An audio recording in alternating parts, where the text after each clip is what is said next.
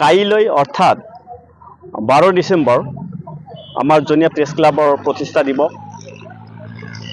12 ডিচেম্বৰ 2012 চনত জনীয়া প্ৰেছ ক্লাবৰ জন্ম হৈছিল আৰু সেই উপলক্ষে প্ৰতি বছৰেই প্ৰতিষ্ঠা দিৱস উদযাপন কৰি আহিছোঁ। সেইদৰে অহা কাইলৈ দিনজোৰা কাৰ্যসূচীৰে জনীয়া প্ৰেছ ক্লাবৰ প্ৰতিষ্ঠা দিৱস উদযাপন কৰা হৈ আছে।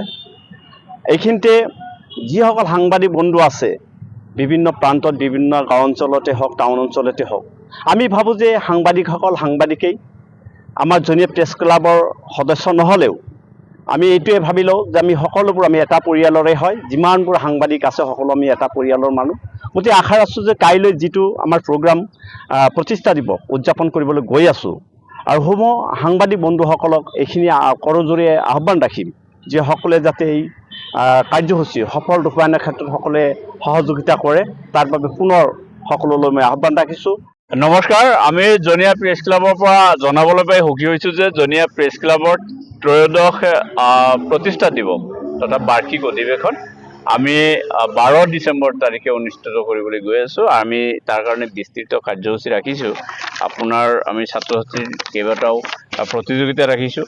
এই প্ৰতিযোগিতাসমূহ হৈছে স্বনিৰ্বাচিত কবিতা আবৃত্তি প্ৰতিযোগিতা, থিতাতে ধৰিতে বিষয়বস্তুৰ ওপৰত বাতৰি লেখা প্ৰতিযোগিতা, চিত্ৰাংকন প্ৰতিযোগিতা আৰু মুকলি কুইজ প্ৰতিযোগিতা আমি ছাত্ৰ ছাত্ৰীসকলৰ কাৰণে ৰাখিছোঁ। তাৰোপৰি আমি আমাৰ হাৰ্টথ্ৰব জুবিন গাৰ্গ ডাঙৰীয়াৰ আপোনাৰ স্মৃতিচাৰণ সভা, তাৰপাছত সৰ্বধৰ্ম প্ৰাৰ্থনা সভা অনুষ্ঠিত কৰিছোঁ আমি। তাৰ কাৰণে আমি সকলো ধৰ্মৰ, ইছলাম, হিন্দু, তাৰপিছত আমাৰ বেংগলী মানুহ আছে, তেওঁলোকক আমি পণ্ডিত মাতিছোঁ। গতিকে তেওঁৰ আত্মাৰ সদগতিৰ কাৰণে আমি সৰ্বধৰ্ম প্ৰাৰ্থনাৰ আয়োজন কৰিছোঁ। তেনেকুৱা এটা অনুষ্ঠান হ'ব আৰু আমি ইয়াত 8 গৰাকীকৈ অতিথি আমি আমন্ত্ৰণ জনাইছোঁ আৰু প্ৰতিগৰাকী অতিথিক আমি নাহৰ পুলিৰে সম্বৰ্ধনা জনোৱাৰ চিন্তা চৰ্চা কৰিছোঁ। তাৰ লগতে আমি বিভিন্ন কাৰ্যসূচী ৰাখিছোঁ। তাতোকৈ ডাঙৰ কথা হৈছে যে আমি আটাইতকৈ আকৰ্ষণীয় অনুষ্ঠান ইয়াত অনুষ্ঠিত কৰিবলৈ গৈ আছোঁ। সেয়া হৈছে বিশেষ বঁটা আমি প্ৰদান কৰিম আৰু এই বিশেষ আমি প্ৰতি বছৰেই আমি বিশেষ লোকসকলক বিশেষ বঁটা প্ৰদান কৰি আহিছোঁ আৰু এইবেলি আমি 5 গৰাকীকৈ বিশেষ ব্যক্তিক আমি নিৰ্বাচিত কৰিছোঁ।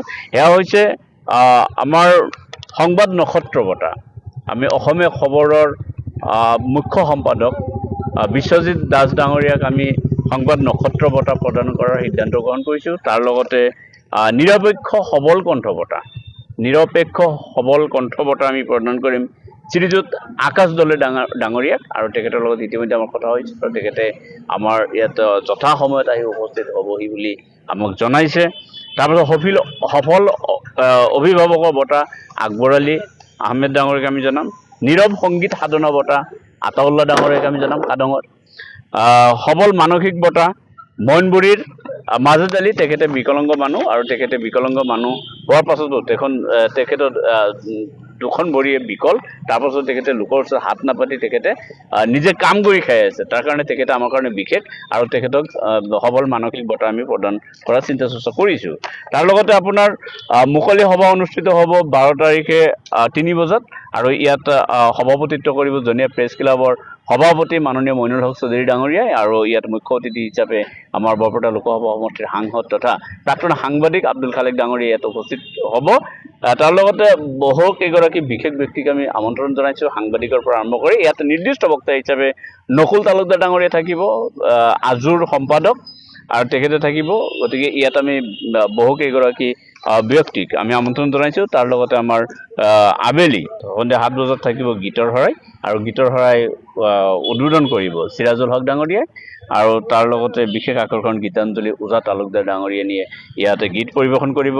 আৰছাদুল ইছলাম, মানিক আলী, ৰক্তিমা বায়ন, ৰেজাউল কৰিম আৰু নৃত্যও ইয়াত থাকিব। নৃত্য তুলসীৰাণী বায়ন, সাগৰিকা পাঠক, জেৰিফা নাছৰিন, সোনিয়া নাজনীন আদিয়ে ইয়াত নৃত্য পৰিৱেশন কৰিব। গতিকে প্ৰতিটো কাৰ্যসূচীত আমি জনীয়া অঞ্চলৰ তথা সংবাদ জগতৰ লগত জড়িত প্ৰতিগৰাকী সাংবাদিক আৰু সদাশয় ৰাইজক সহযোগিতা আগবঢ়াবলৈ আমি জনীয়া প্ৰেছ ক্লাবৰ তৰফৰ পৰা আহ্বান জনাইছোঁ। ধন্যবাদ।